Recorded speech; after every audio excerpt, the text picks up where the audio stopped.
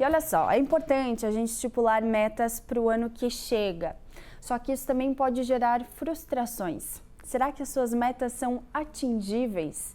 Para a gente falar sobre isso, está aqui no estúdio comigo a psicóloga Letícia Zanini. Letícia, que prazer te ter aqui, seja bem-vinda. Obrigada, eu que agradeço. Uma boa tarde, para você e para todos que estão aqui conosco. Sabe que eu percebo que com essa reta final de 2024, início de 2025, começou a viralizar bastante nas redes sociais a galera divulgando. Você já fez seu mapa dos sonhos, vision board, lista de metas, e aí criou-se essa onda que é bacana, que é importante. A gente precisa sonhar, né, Letícia? Com certeza, eu digo que é uma dança, o sonho e a realidade. Ou seja, a perspectiva futura que vem das expectativas, que vem daquilo que a gente imagina, que a gente tem fé, uma crença de que vai acontecer, versus aquilo que de fato a gente faz. E aí a frustração entra nesse caminho, porque muitos ficam na esperança e na fé, mas pouco fazem para atingir os sonhos ou as metas, como a gente queira chamar. Porque às vezes a gente acaba fazendo a listinha e colocando alguns itens que sim, são possíveis, é importante a gente sonhar alto, mas às vezes eles vão demorar um pouco mais para acontecer, talvez não seja em 2025. Então é mais ou menos com isso que a gente precisa lidar. Com certeza. Então assim, o que a gente precisa pensar? Que mais importante, falando primeiro das pessoas que se frustram, independente do que aconteceu, qual é o significado para você do que não aconteceu. E aí entra a questão do autoconhecimento. Por que de fato eu quero? Porque, Raquel, se a gente não quiser muito realizar algo, como e por que eu vou colocar a minha energia de ação, de atenção, de aprendizado por algo que de fato não faz sentido para mim? Então, o primeiro ponto é o autoconhecimento. O que realmente eu quero, independente do que as redes sociais estão dizendo, independente do que as pessoas que você admira fazem das suas vidas. Então, esse é um ponto importante, você se conhecer e saber. E claro, ter metas específicas. Às vezes a gente fica muito num pensamento vago. Eu quero emagrecer, eu quero crescer na carreira. Tá, mas crescer o quê? É financeiro? Crescer é nomenclatura de cargo? Crescer é conhecimento? Emagrecer quanto? Em quanto tempo? Então, quanto menos específico for, mais falho possivelmente será a ação. Abrir, conseguir de fato descrever aquilo que é importante para mim e talvez até os passos para chegar naquele objetivo. Com certeza. Então, o primeiro ponto é eu vou especificar. O segundo ponto é a receita de bolo, como que eu vou executar levando em consideração os meus recursos. Os recursos que você tem pode ser diferente dos meus e ainda assim a gente atingir as mesmas coisas. Mas aí entra recurso financeiro, tempo, conhecimento para realizar algo. Então, como que no dia a dia eu faço isso acontecer respeitando a minha realidade? Não posso considerar que uma pessoa que tem filhos tem uma mesma realidade com relação à gestão de tempo e uma pessoa que não tem. E às vezes você está se embasando em realidades diferentes da sua. Então, saber se aquela meta é relevante, se ela é importante para você, se ela é mensurável, esse é um ponto bem importante. Por quê, Raquel? Porque à medida que eu vou realizando as minhas ações, e eu sei que eu falei que eu queria perder 5 quilos, passou 30 dias, quanto eu perdi? Opa, eu consigo monitorar o meu progresso, o meu crescimento.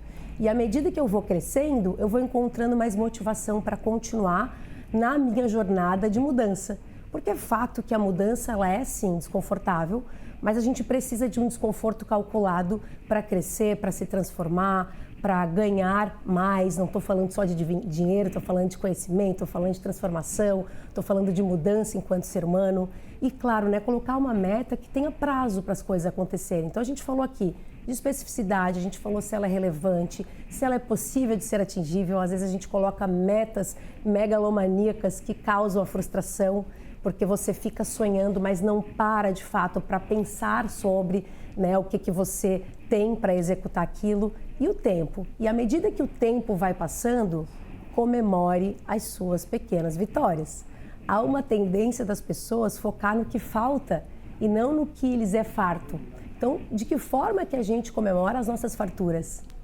E isso vem muito ao encontro do que eu estava pensando aqui em relação ao que aconteceu ou deixou de acontecer em 2024. Possivelmente quem fez metas para esse ano tinha algumas metas para o ano passado também e pode ser que nem tudo foi atingido, foi cumprido. Então, para lidar com essas frustrações, é interessante reconhecer o que de bom aconteceu, é isso?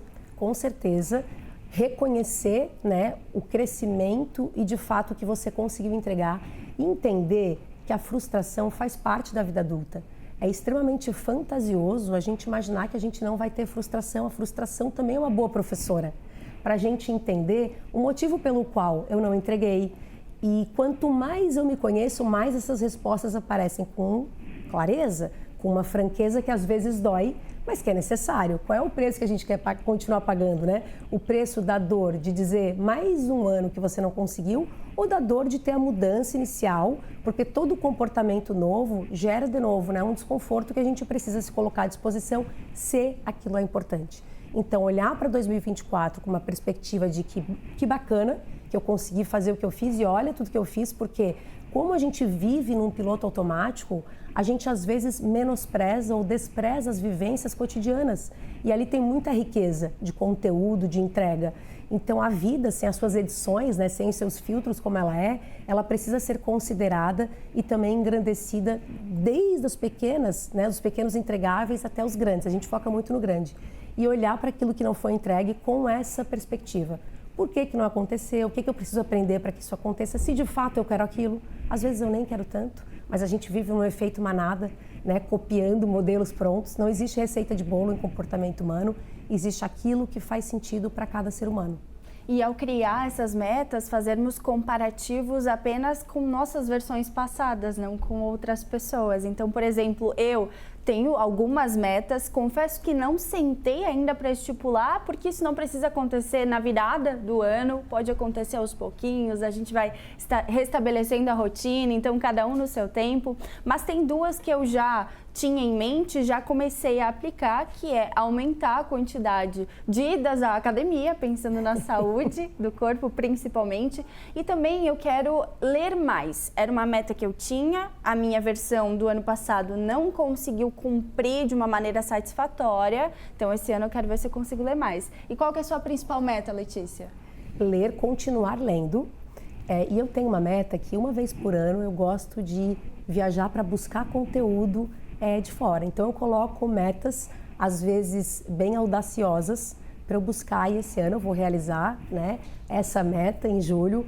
Então, ter essa esperança, essa perspectiva futura, nos ajuda, inclusive, a encontrar força quando a gente tiver desafios que são difíceis ou as atividades que não nos dão tanto prazer, mas a gente sabe que lá adiante tem uma recompensa. Perfeito. E você falou de um ponto bem importante, você quer ter mais idas à academia, muito comum, eu escuto isso, né, de líderes, de executivos, eu quero cuidar mais da minha saúde mental, física. E o que acontece com a maioria das pessoas? Elas não iam para a academia. Agora elas querem 5 vezes. Comece pequeno, exato. Se você fazia 2 vezes, aumenta 1 dia a mais esse ano. Se você lia 1 livro por ano, leia 2. Não precisa querer começar a ler 100. Gradativo, né? Exatamente. É melhor constância do que intensidade. Vamos finalizar com essa frase, então. É melhor constância do que intensidade. Letícia, muito obrigada por trazer todas essas orientações. É muito especial sempre te ter junto comigo. Eu que agradeço. Muito obrigada.